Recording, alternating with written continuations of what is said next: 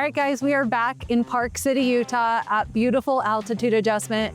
We've talked a ton about the framing on this project from a lot of different sides, but today I have a very special guest with me here to talk about all the amazing framing details from his perspective. No, friends don't shake, friends hug. I came out with my mittens. I love it. Thank you for coming to Utah. Oh, thanks for having me. You guys, today's episode is going to be amazing. Here at Altitude Adjustment, let's get going. Altitude Adjustment, a Build Original series, is brought to you by Builders First Source, Delta Millworks, Huber Engineered Woods, Pella, and Sharkbite. Building a high-end home at high elevation in a very demanding environment. Every product we choose has to meet strict performance, code, and design standards. Zip system sheeting was a natural fit. It's a seamless integration into our wall assembly, which has been engineered not only for performance, but also seismic resilience. From energy efficiency to code complexity, Zip system allows us to check all of the boxes without adding extra trades or extra steps. Up top on our roof assembly, our Zip system sheeting allows for a quick dry-in, so we can be prepared even during some of Utah's most unpredictable weather. For our subfloor surface, we decided to go with the Advantech X Factor, along with the Advantech subfloor adhesive. Together, they deliver a solid floor with a squeak-free guarantee. All of these together are built to support some of our insane luxury finishes that you're going to see throughout the build here on Altitude Adjustment. The durable top layer on the Advantech X Factor allows for easy cleanup on the job. That's one of our most important things, is to make sure that we have a very clean and very safe job site for our team and our trades. In addition to that, the X Factor layer also allows for protection of the subfloor itself. So when we're framing throughout winter conditions, we're not going to be worried about a year down the road having buckled sheets coming together. The Advantech X Factor was a perfect choice for this project. From top to bottom, these products are helping us build better, faster, and smarter, even in these really tough conditions. Visit huberwood.com to learn more about this full assembly and to find rebates to support your next build. We got a good day. Beautiful day. My first time to Park City. Well, we got really lucky with weather. It was dumping yesterday, so I'm happy we're doing this today. I brought the good weather. Normally I bring the rain everywhere I go. We got the good stuff today. So, altitude adjustment. You've never been here before. You've seen a little bit of the content. Yep. I want to just walk through this with you and talk about, like, from a framer's perspective, what are you noticing?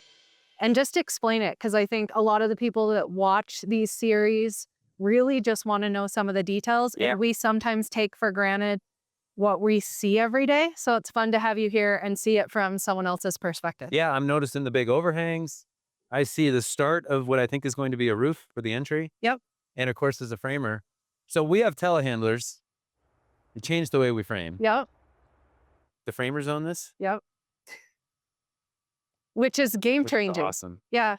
It's amazing up here just because, like, our limit of disturbance footprint that we've talked about so much is so tight.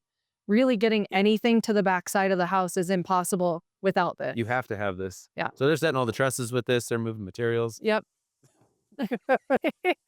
It's fantastic. Yeah. But like a few things you pointed out, this entry gable, so that's all going to be big timber framing. So we're waiting on all of our timber pieces still. Those are all being, like, custom milled here in Utah. But the guys have started to prep a lot of that and just make sure, like, we're ready as soon as we can receive those timbers to get moving on it. Yeah. Yeah, that's beautiful. I'm noticing all the LVL fascia. Yep.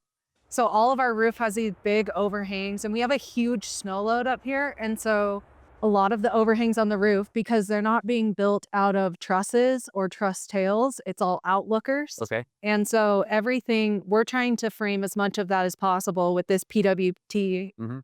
EWP. And really just make it so that we know we're not going to have any issues with it, and it's sturdy and it's straight and it's stiff and it won't fail in the future. Yeah. Yeah. I'm seeing hold downs. We can talk about hardware. All kinds of stuff. Yeah. Let's go in and check it out. Yeah. A little bit. Yep. So Utah is like known for our seismic zone. We build a ton over fault lines. Okay. And so you'll notice like shear nailing patterns, tons of hold down. The big bearing plates on the anchor bolts. Yep. That's kind of just stuff we standard do. Yeah. And all of these straps and all of the anchors, you'll just see on every house we build. Obviously, the bigger the walls, the bigger the windows and the openings. Well, with a view like that, why would you cover any of it up? Exactly. So we want these big giant pieces of glass, but what comes with those big giant pieces of glass is little wall. So now we're having to engineer the house so that we have the shear that we need. Yeah. And that does come with a lot of big hardware pieces. So I'm seeing trusses, hand cut, steel, Little of everything. and the I-joist rafters. Yep. I have a couple of questions as we come in here. So these guys are 16-inch? Yep. So these are our 90s. So we have a little bit of different things. We've got some on the roof and we have pour joists in the house too. So these are all the things they're going to be using for the roof here in the main kind of family room area. We wanted this big vault ceiling. We wanted to be able to see the big steel ridge beam. So it led towards. So that's going to stay exposed. It's going to stay exposed. Okay. Very Yeah. cool. You know, I'm going to have to come back to see the finished up. I know, it's going to be beautiful. But it is crazy to see because a lot of the house is framed with trusses. Then we get to this family room where it's all stick framed. We have different pitches. So we have a pitch change happening over here. That's so we can get that roof up higher to get the headroom for this big door. And it's tricky. I mean, the other end of this big steel beam is mounted to the side of a big girder truss. Yeah, I'm just looking at like as the framer tracing point loads. Ridge beam to a giant glue lam. Yep. Split to 4 LVL trimmers or jack studs. Which is sitting on top of a foundation below. It goes all the way down. All the way down. And all the hangers for the I-joist rafters. I don't think the average person that doesn't install those realizes how much planning the framer has to do. Yeah. Because you need to leave yourself access for tools. Yeah. You have to know how to install them. You have to cut them all. You have to pitch change. Oh, I see what you're saying. Yeah. So this lower steel beam goes all the way to the girder truss. So it's all the way to the girder truss, and it's just there to change the pitch of that roof. Yeah. Yeah. That is one of the things that I feel incredibly lucky. Our framing team is wildly talented. Yeah. And this is a very complicated house. They've done an amazing job. And there's just so many things that on these big custom houses, like you don't really know you're going to run into it till you run into it. As a framer, when I walk in and see all this, I'm like, instantly, these framers are so much better than I am. Like, You're fantastic. kind of blows my mind a little. Yeah. Yeah. It's just fun to see like different things and really to see a very complicated roof and just see how much skill and talent these guys have that goes into building this and putting it together. And not losing their minds as they do it, Yeah. which for me, sometimes it's easy to get overwhelmed. So I can see here, the PWT 2x6 roughly LVL. Why are they so long? So that's how we're creating all of our overhangs for the outside of the roof. And when we cantilever out that roof overhang, we have to come back into the house twice as long as we're going out. So 3 foot in means 6 feet. Every foot out means 6 feet. 6 feet in. Yep. And so you'll see we've done all of this, just like you said, with the PWT. And it's just coming back into the house that additional 6 feet to make sure that we have the strength. Yeah. And the big reason for that is just snow loads. So where we're at west of Seattle, our frost line is 12 inches. We have no snow load. Yeah. So like this is a bunker compared to what we're building. Yeah. So our frost line here is 48 inches and we're over 100-pound snow load. Okay. So Yeah, that changes the design. it changes it pretty significantly. Let's walk over to this guest bedroom and we can really look back and see some of those overhangs and how some of these outside corners are created and just supported. Yeah. It's kind of unique. So this is a really great shot of that bar roof. And you can see all of our overhangs that we've built. both with engineered lumber, some dimensional lumber, depending on which direction it's going and how much weight we know we're going to have on it. So like the first couple trusses will be dropped back. You've got 2x6s on edge for the lookouts. Yep. But then going the other direction, that's going to be the weak spot. Yep. So how's that getting reinforced? So that's why all of that stuff is done with the engineered lumber. And we'll go down in the bar and you'll be able to see that stuff comes back up in the roof even further. And these outlookers that you were just talking about that come out on these gable ends, you will notice in all of the trusses on the gables, those outside 2 or 3, sometimes even 4 trusses have been built shorter, that 5.5 inches shorter, so those outlookers can sit over the top of them and come all the way back in. So we have that 3 feet out, we've got them going 6 feet back in, and they're just resting on the top of those trusses. Okay. And then like that corner where the 45 brace is, long term, I would imagine that's going to sag. Yep. Yeah, so those are going to be weak points. And we have, as part of our timber package that we're waiting to get delivered now, we have these big timber corbels or knee braces that are built. So all of our face rafters that are going to be built on the outside of this, which are also timber, will be sitting on top of these big corbels or knee braces that are really supporting these big, heavy outside corners. So all the gables have knee braces at the ends. They've got a big timber ridge beam that'll get installed. And then we have a full face timber and then kind of one that sits halfway back in the overhang. I can't wait to see that finished. Yeah, it's a lot of timber components and really trying to understand like how the house is getting framed and how these timbers are getting attached. There's so much thought that has to go into it that's not necessarily always on the plans. So you really have to have somebody there like smart enough to understand even just the little detail of the framer leaving the sheathing long. Because we know we're installing that timber kind of rafter that'll get added to the face of that. We want that sheathing to come up over the top of the timber. We don't want to come back and scab in a little strip later. So they know like, hey, we have great weather right now. We want to get the roof sheath. Let's just overhang it. And then we can come back, attach the timbers and trim it back if we need to. It's all connected as a system. Yep. Makes it so much easier. And this roof gets super complicated. I think we have over 180 total different trusses in the entire house. And a lot of times in rooms like this, we'll have 10 different trusses, even just in a room like this. So these first 4 are down lower for the outlookers to come in. Then we've got gable or girder trusses. Then we have immediately a pitch change. So that truss changes. This end one is vaulted, then we have flat. So right in this room alone, you know, we've got 6 or 7 different trusses just in this space. Yeah, and I see them the different wall heights. Yep. So that's another thing with this build that you and I were talking about as we were wandering around. There are no standard height studs.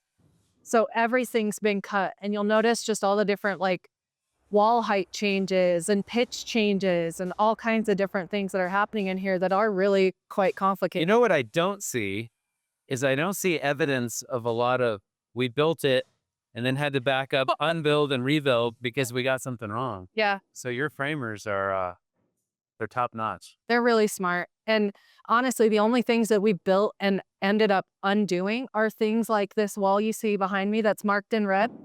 This was an architect thing. They built these double walls purely to create this pocket for a motorized shade to live in. Oh, yeah. Which is a great idea.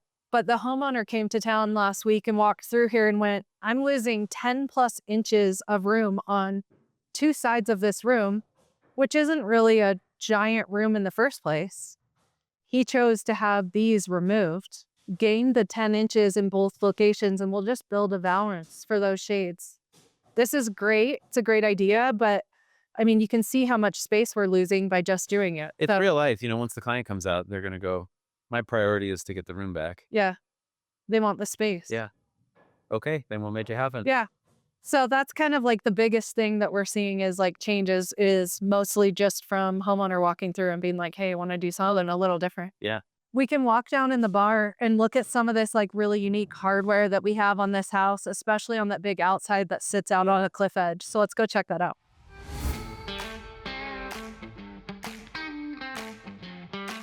All right. There's a couple things immediately that I noticed. Yeah. Giant PSL columns. Yeah. Giant hold downs that are probably taller than I am. Yeah. There and there. Just this wall.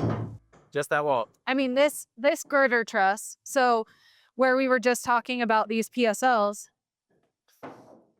this girder truss above us is resting on this PSL, which obviously is transferring down to a foundation wall. Same thing's happening over here. So the girder truss has PSLs on both sides. And the But- girder truss bottom chord is what? LVL, like 12-inch LVL? And it's a four ply girder truss, LVL, sitting on PSL. And the biggest reason for this, and this is really interesting when we're on like the engineering side of things and the truss engineering, we had a crazy amount of uplift happening right here. Because of the wind coming right off of here? Right here. So the rest of the house is like fairly simple, fairly normal trusses. But right in this section right here, we just struggled with the engineering and the truss engineering just because everything wanted to pull. So that's why we end up with these girder trusses with LVL bottoms. And then we end up with these big PSLs that are carrying the load. And although this is a bearing wall, which is a foot away from where this big girder truss is, for whatever reason, they decided to use the girder truss when designing this. But it's just all those little pieces that take so many smart people to understand and figure out, way above my pay grade sometimes. But it is like, it's just cool to see it and understand like, this is different. Yeah. And You know what's kind of cool to me is it's one thing to do the design, go through and figure that out, and they're all smart people. But then somebody has to execute it. Yeah. To get it correct. So like looking at the giant hold downs, Yep. they have to, it's the right rod with the right nut, with the right hold down, with the right impactor that you have to figure out how to get this installed and Yeah. leave yourself room. Leave yourself room to attach them. I mean, even on this other end over here. So this big wall, we've got HDU 11s on both sides. And then this big stacking pocketing slider.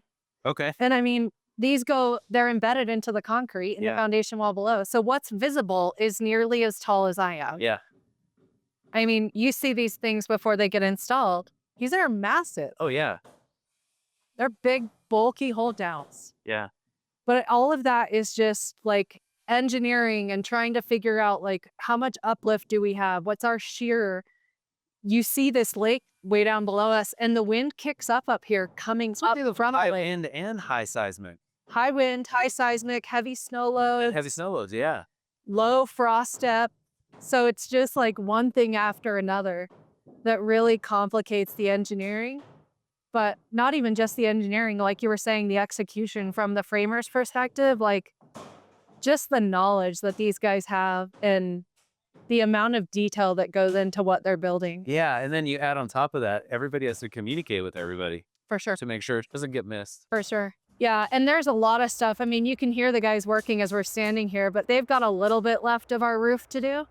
Once they're done with that, we're going to install all those big timbers outside, which is still quite a big chunk of the framing. And then from there, we got to come inside and, we have 60% of the ceilings in this house are barreled. Oh, wow. Okay. So once the framers get done with, the structure, they're going to be back inside the house for a couple weeks, just building these big giant barrel ceilings. And, almost all of our doors are half round. Yeah. So they still have a ton of work that they're going to have to come in and do, which is all that little detailed work, right? That's just like figuring it out. Nice for that. It will be nice to. Question.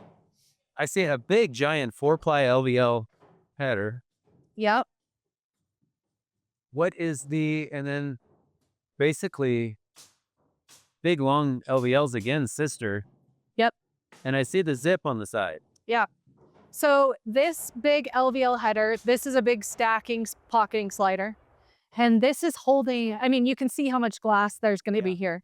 It's holding a lot of weight. All of these trusses are sitting on the end of this. Our roof sheds down that direction. It's a heavy snow load section. So this big header is carrying that weight. The PWT, the LVL you're seeing coming back in, those are for our overhang. So this section of the roof actually has a 5-foot overhang. Okay. So it's coming way back into the roof on this part here. And then just like you were pointing out was the sandwich on either side of the truss. So when designing this area, we had some weird stuff that was happening. We have an overall max building height in this community, and the truss engineers miscalculated this height of this wall and had the trusses sitting on top of it. But that would have pushed us our overall height. So we had to come up with a truss fix. So the truss engineer and the structural engineer work together to figure out a solution. And then they give that to the framing contractor. So the framers actually torn the end of these trusses apart and rebuilt, kind of notching the end of them out so it can sit on top of that header, and then sandwiching it as the engineer's fix shows. And yeah, and then the trust company signs off on the fix. Yep. Yeah, nice. Yeah, and I mean, it's not abnormal. There's stuff that's going to happen all the time. It's nearly impossible with a roof this complex to just get everything perfect all the time. Along those lines, I follow a photographer on YouTube who is a Boeing engineer. Then he just retired, younger than me, and now he just is like an adventure photographer. That's awesome. But his background was in aerospace engineering, and he said his department, they can't manufacture an aircraft like this house and get everything right the first time. Yeah. So during manufacture, they're like, this doesn't work. Yep. His department was responsible for engineering the fix, but now the fix has to last the life of the aircraft. Yep. And that's just part of building an aircraft. Yep. And then that becomes the future design. So to me, it's like, that doesn't mean somebody got something wrong. Right. It just means it's complicated. I mean, they do that with aircraft. We're building a house. You know what I mean? Like, it's just, there's always something. And these houses are so complicated, and there's just so much happening everywhere. Yeah. Like, you're bound to have something that you're going to have to figure out. Be so stressed, and you're not stressed at all. You're like such a chill person. Well, these guys are a huge part of that. I mean, a good team. yeah, you have people that are super smart and really are craftsmen and craftswomen that understand like what they're doing. You worry a lot less. Yeah. Yeah. So it makes it a whole lot easier. Well, good for you putting together a good team. Yeah, they're fantastic. Why don't we walk downstairs, and I want to show you a little bit kind of these engineered walls that we have framed, and maybe just see what you think about why we've done it this way, and show you a couple things downstairs and Sounds good. check it out. You're going that way. I'm going up and over.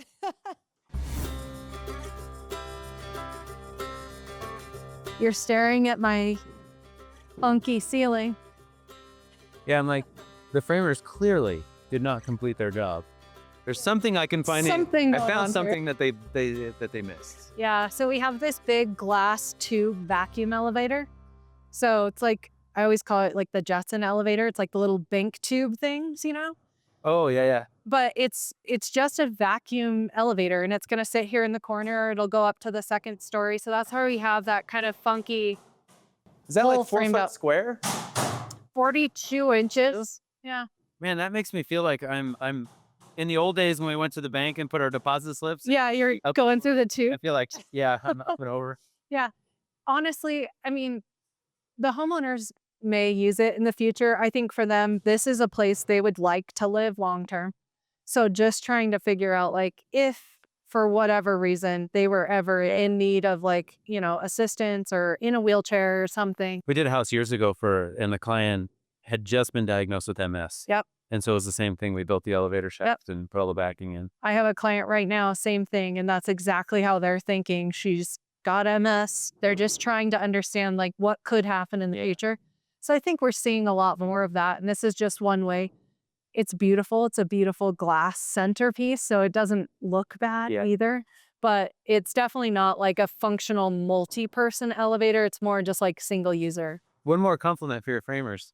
I'm seeing glue squeezed out of the seats of all the hangers. Personally, I got away from doing that. I want to do a test to see how well that works. Yeah. But everybody that does it, their intention is to give us a better product. Yeah. So it's like, that tells me they're paying attention to other details as well. Yeah. I love that. Sometimes you feel like, and we've used these same framers forever. And so, we've kind of grown with them. And as we use new products like integrating Huber and all the things we've done to make changes in the last few years, like we really sit down with them and say like, this is how they recommend you use it, or this is like the suite of products that goes with it.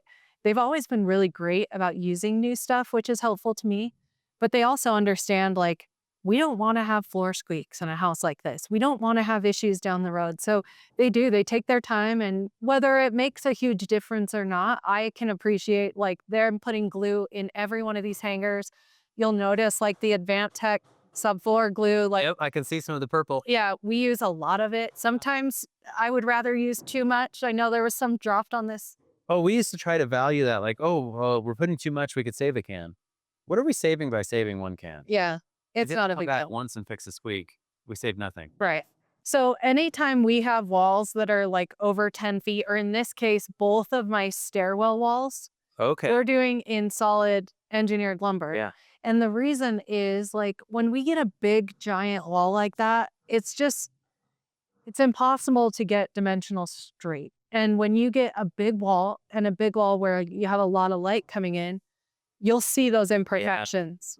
And that is a very good point. It's not so much about the strength Yeah. as that window, that side light.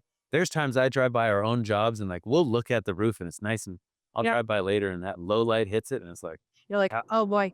Yeah, I just think, in those areas like the high traffic main areas that you're living and using, you're going to notice if you're sitting down on the sofa and the light is blaring on these big glass walls and there's like imperfections in it, especially on luxury houses like this, it doesn't make sense to me not to Yeah. use it. I agree completely. It's just Strategic. makes total sense to do that. Down here at the other end of the basement, so the whole back side of this house is a walkout basement. It blows me away, Stephanie, that room and coming in here, how bright this thing is. Yeah. Like those windows, as we were talking a little bit earlier, the negative about big windows is it might increase the seismic requirements or Yep. whatever, but you're going to live in this place. Look at how much light is coming in. Yeah, this doesn't feel like a basement. Yeah. I mean, even these views, these views that we're getting out of this lower level, it's insane. Yeah. This is not a basement, doesn't feel like a basement. It makes a big difference. So as we get to the backside, all the front stuff is under foundation, it's under dirt where the lot slopes up pretty significantly. And then as we get out to this backside, we've dropped way off on the lot. So all of this is framed, all of this is walkout. Okay. Our team's actually come through and started doing a lot of our zip tape now that we've gotten some of our shear inspections. I noticed one thing. I like how they're so when you go to use the tape, I don't know if there's enough tape left on this line. If I was using the tape, a lot of times I would start something like this. Yeah. But you can really pull on the tape if you just fold it over the top. Now I Oh, yeah. really pull, which helps me keep it straight. Yep. Do that again. And I can now get it wrinkle free. Yep. And once I roll it, there's no wrinkles. Well, But I noticed whoever's doing the tape did this everywhere. yeah, I think, being able to anchor it over the corner makes a big difference. I also think, we're going to come through and do these windows with our zip tape anyways. So our stretch tape that we're going to put over that pan is going to cover it. So I mean, I always tell the guys, like, just pull it into the sill a little bit, use it as an anchor point, try and keep everything as straight as you can. I mean, aesthetics of the tape it's not a big deal, but when a homeowner pulls up to the house and it looks clean and the install is clean and you can tell that like they paid attention to making sure things weren't wrinkled or installed properly or installed straight. Like some people notice that. Yeah, I do. I've seen some videos online where the horizontal tape especially is doing this. Yeah. And I'm pretty particular about, kind of using my right hand because I typically work left to right. Yep. Is stretch it straight and then Smooth A it. lot of times that tells me they're kind of doing it as they go. Yeah. I can't keep it straight. No. And then it makes your eye catches it and is like, there's something about that. Something's wrong with that wall. And there isn't. No. It's just tape that's not straight. Yeah. And as you like walk around this side of the house, it is challenging to tape these sometimes. Like you guys will tape a lot of your big walls while they're down and strain them up. It's so nice. A lot of this stuff just can't be taped when it's down. Like we can't build it that way. So when we think about taping this thing, Yeah. right? These guys are up on big extension ladders. And even with that, I am really blown away by the attention to detail and how straight all of these tape lines are. And trying to explain to the guys, like, here's when zip tape needs to be used in the middle of a panel. Yeah. So you can see a few areas where they've put little pieces in random spots. I just think it's great that they're taking the time and really paying attention. They're buying in on your goals. Yeah. That's the thing. When we used to get safety training, we all resisted it. And the trainers just kept saying, you have to get buy-in. You have to make it your culture.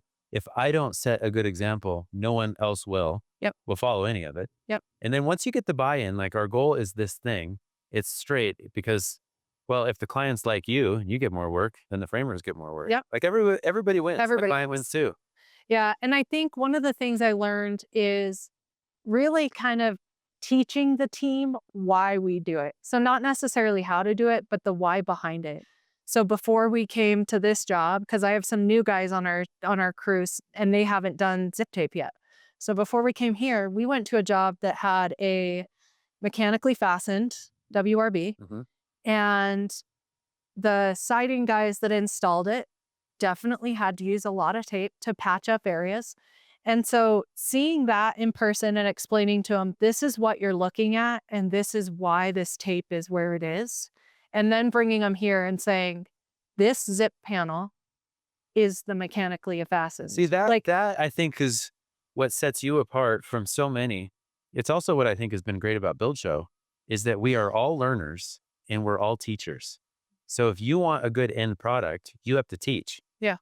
Take it. That's genius. I never thought about taking them over and going, look at all the work these guys had to do. This didn't work out that well. This is why we're using the system. Yep. But it really only works well if we install it correctly. Yep. And then let's pay a little bit more attention to detail, make it look good on top of it. Yeah. Even so much as explaining why it has to be rolled. And doing that by just putting a piece of tape on the zip panel and rubbing it down, putting one next to it and rolling it, and then telling the guys, okay, pull them off. Yeah.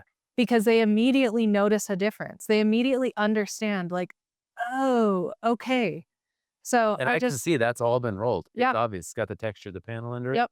I'm noticing too, all the hold down straps on this Yep. side. So yeah. Yeah. So again, like we've got big loads. And so you'll see all of these different LST. What are these ones? Yeah, I'm looking at 1, 2, 3, 4, LST HD8s, 5, LST HD10s. Yeah. Yeah. As the guy doing the concrete for us, I'm really anal about where I locate these. Yep. And then vibing the concrete behind it. Yep. And whoever did the install did a good job because you don't have a bunch of busted out concrete everywhere. Yeah. So our foundation crew is also very detailed. They vibe everything. So from footings all the way through to walls, everything, there is somebody following. They're pumping, they're shaking the walls. Like How deep is this wall? this wall is probably, this corner here, we're probably 8 feet deep. As we start to get around this backside, it's dropping down quite a bit to get into natural soil, which you can see down below over there. So these are probably 12, So what's 14, great 18. is you documenting this footage. You're a content creator after my own heart because in your van is the drone batteries. Yes. You got the Charging drone in the footage. cup holder. Look at this. Yes, charging in the cup holder. Yeah. But for anybody that has not watched the previous videos, go watch the foundation videos. Yeah. That was like, It's amazing. I'm so glad I got to come out here I'm glad you did too. because that project was like, I want to be there. Yeah. This worked out so well. Being in Tempe yesterday, and like, we could reroute. Perfect timing. Yeah, you guys will have to stay tuned because this house has an insane amount of detail. Like, I always love watching the Build Show videos, but there's so many amazing builders in that group that do this part of the build so well.